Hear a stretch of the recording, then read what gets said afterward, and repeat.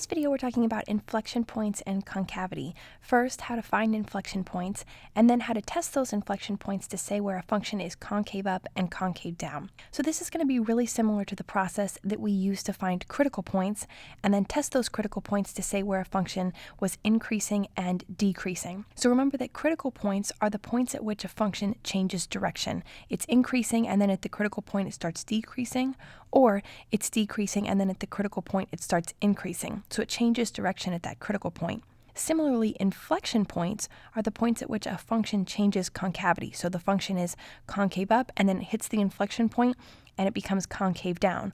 Or it's concave down, and then it hits the inflection point, and it becomes concave up. So inflection points are the points where the function changes concavity. And a function is concave up if it looks like a smile. That's the easiest way to describe it. So if we have, for example, just a simple graph, so we'll draw a simple coordinate system like this.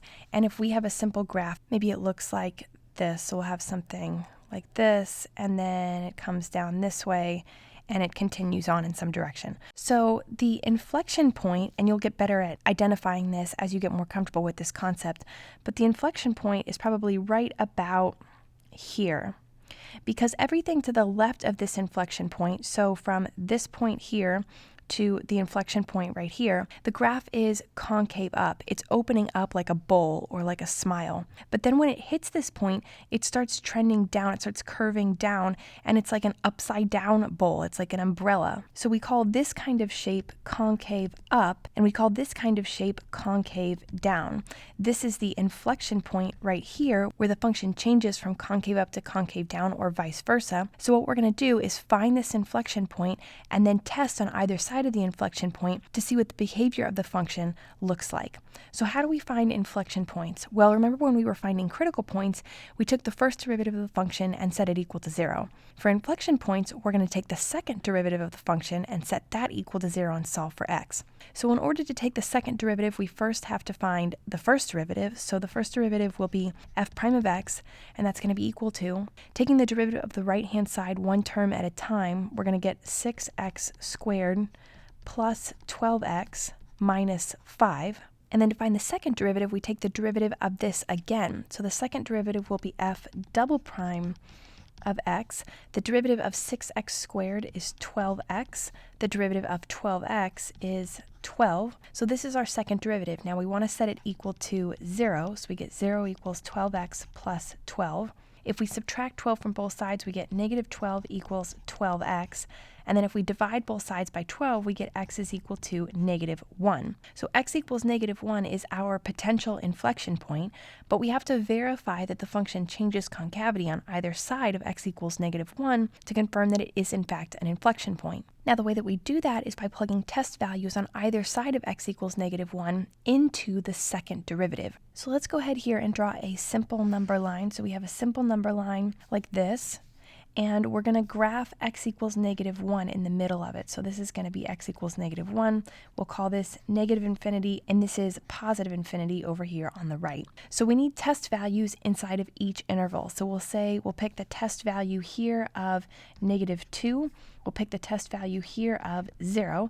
Negative 2 is on the left of negative 1. 0 is on the right of negative 1. So the test value negative 2 will represent the behavior of the function between negative infinity and negative 1. And the test value of 0 will represent the behavior of the function from negative 1 to positive infinity. So these test values are the values we want to plug into our second derivative. So we'll start with negative 2, and we'll say f double prime of negative 2 is going to be equal to, so instead of 12x plus 12, we'll get 12 times negative 2 plus 12. The result then is negative 24 plus 12, which is going to be equal to negative 12. We'll come back to this value in a second, but right now let's plug 0 into the second derivative to test that value. So f double prime of 0 is going to be 12 times 0 plus 12, which is going to be 0 plus 12, or positive 12. So again, just like with the first derivative test when we're testing critical points, the values we get here specifically are not important. What's important is whether or not they're positive or negative. So obviously negative 12 is less than 0, that's a negative value. Positive 12 is greater than 0, that's a positive value. So we can say that plugging in negative 2 gave us a negative value, plugging in 0 gave us a positive value. When we get a negative value out of our second derivative, that means our function is concave down on that interval that's represented by the test value. So since we plugged negative 2, our test value, into the second derivative, and we got a negative value, that means that our function is concave down on the interval that's represented by negative 2, which is the interval negative infinity to negative 1.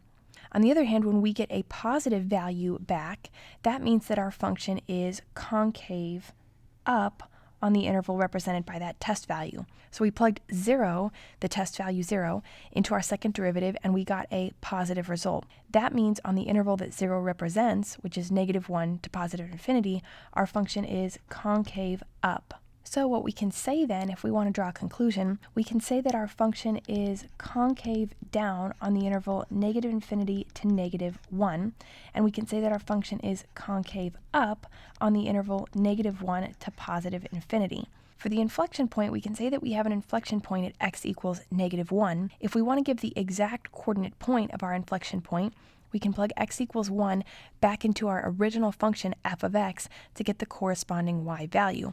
So if we take f of negative 1, what we get here is 2 times negative 1 cubed. Well, negative 1 cubed is negative 1. Negative 1 times a positive 2 is a negative 2. Here we get negative 1 squared, which is a positive 1. Positive 1 times positive 6 is a positive 6. Here we get negative 5 times a negative 1, which is a positive 5, so we get plus 5 plus 1. So that's going to be equal to negative 2 plus 6 is 4, plus 5 is 9, plus 1 is 10, so we get 10 there. So we can say we have an inflection point at the coordinate point negative 1, 10. And that's the exact point where the function changes from concave down to concave up.